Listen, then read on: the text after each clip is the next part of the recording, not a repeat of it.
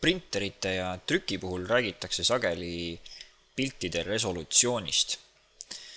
Oluline on see, et printerite puhul see dots per inch või see resolutsioon, mis tehnilistes andmetes kirjas on, ei ole tihtipeale kõige olulisem printeri kvaliteedi näitaja. Kui me räägime resolutsioonist selles mõttes, et kui mahukas pilt on kvaliteetne ja kui mahukas pilt ei ole kvaliteetne, siis räägime pixels per inchist ehk PPI-st.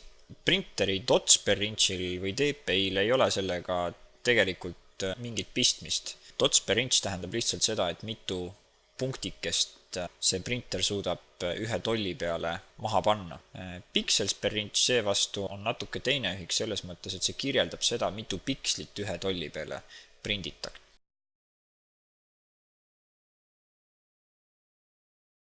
Image size aken avaneb siis image menüüst.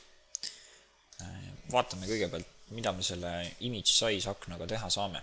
Siin esimeses osas, siin pixel dimension seal, on siis näha see, et kui suur see pilt on pikslites lihtsalt. Siin ei ole mingit pistmist printimise ja sellega, et kui suur ta paberi peale tuleb.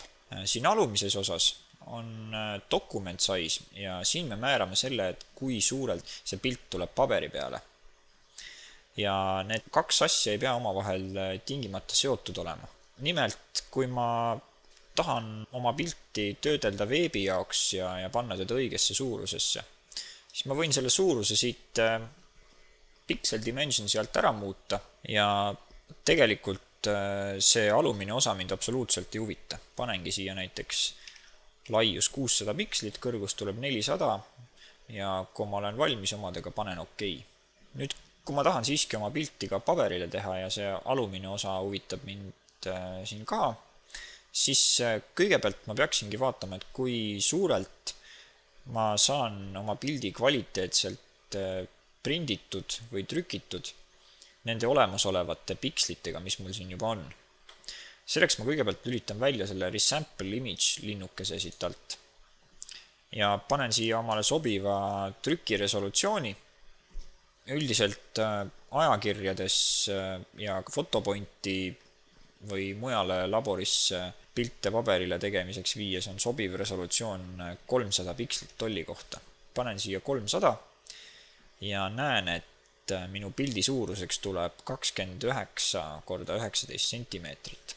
Ja nüüd, kui see suurus mind ei rahulda, siis ma lülitan selle resample image tagasi sisse ja muudan siit sentimeetrites omale selle suuruse siis parajaks.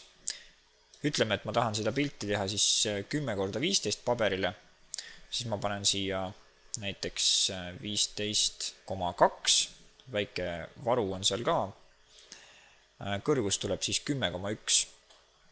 Ja nüüd siin pikslid ka muutusid siin üleval ja samamoodi selle pildi üldine andmemaht, näete, enne oli ta 23 mega suur ja nüüd on ta ainult 6,1.